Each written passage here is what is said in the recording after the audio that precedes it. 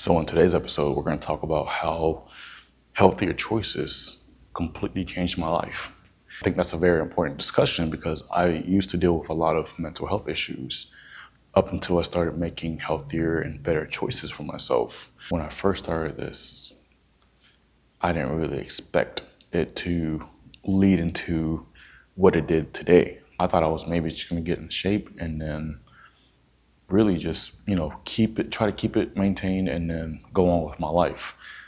But I didn't realize it was going to completely change my life around. And that's where the, unhealthy obsession started. But to me, it's better than to me, it's still better than what I was doing back then because I traded a bad addiction for a good addiction. I was addicted to drugs versus being addicted to being, healthy and fit. And I don't think people understand that. Either way, I'm going to always have an addictive personality. I'd rather just trade that for somebody that's going to benefit me. Why not be addicted to making yourself better every single day? That's the way I look at it. And I don't think people understand that. So the thing was, when I first started this, I wasn't eating healthy. I was just kind of going for walks and maybe a run here and there for like 10 minutes and still eating like shit. So I didn't really see much results. But it was just something that helped my mind kind of, decompress. And so that's why I did it.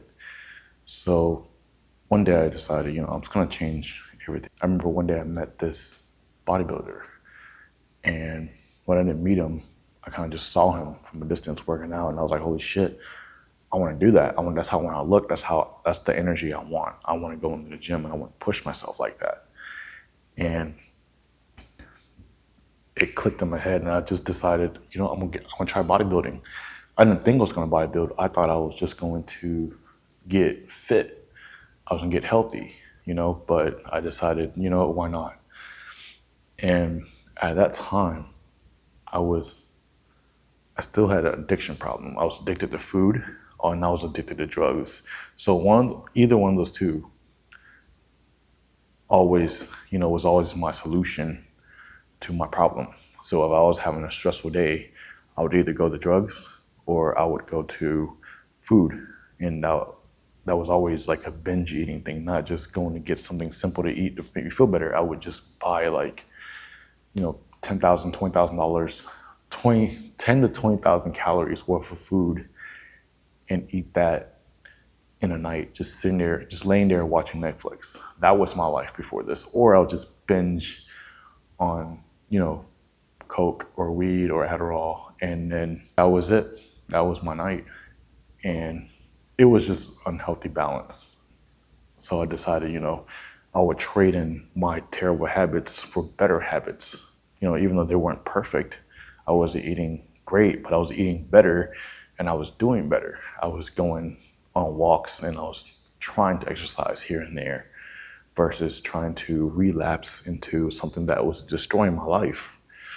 And I don't think people understand that making those small adjustments in your life will lead to big things. It just snowball effects into something bigger every time if you stay consistent with it, at least.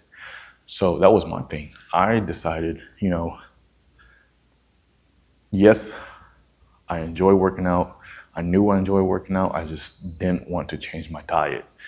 But when, I started becoming inspired by seeing these bodybuilders, the energy and the hard work and the discipline, the structure, I was like, in my head, I was like, maybe that's what I need in my life. It didn't look like, like I looked at the food and I was like, I don't know if I can handle that. But honestly, it was nothing. You're eating for function. You're not, the whole eating for taste thing is really it's a mental thing. It's all in your head. And it's like, hey, if I eat this, it's going to make me feel better. Realistically, it's not. It's going to make you feel like shit. And that's the part I failed to realize was like, I was wondering why I always felt like shit. It was because I was eating like shit. So I remember I hit up my coach. I met him, and I asked him to coach me, and he wrote my diet plan. He wrote my workout plan. And so I was locked in 100%. I was going to follow that meal plan. I was going to follow that training program to a T. And at first, don't get me wrong, I had unrealistic expectations, as anyone would. But the biggest thing that I noticed was that how much better it made me feel just to eat, healthier foods, nutritionally dense food, and not processed food. And I refused to take a cheat meal because I felt so good, just eating eating just rice and chicken, or, there was a variety of food you can pick from, but most of it was rice, chicken, rice and turkey, sweet potatoes, and steak, and, your vegetables. But I remember I was like, holy shit, I wasn't tired during work. My brain, I was able to think clearly, and I was just, a lot happier. I was in a better mental state just because I changed my eating and my physical activity, but mostly the eating was the biggest thing.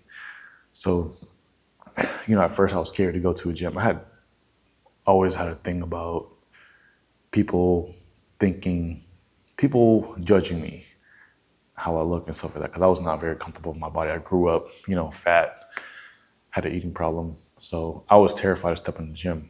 But it wasn't bad because once I did it, it was just another day, honestly. It was just, you don't really, yeah, you do think people are judging you, but realistically, everybody's in their own zone.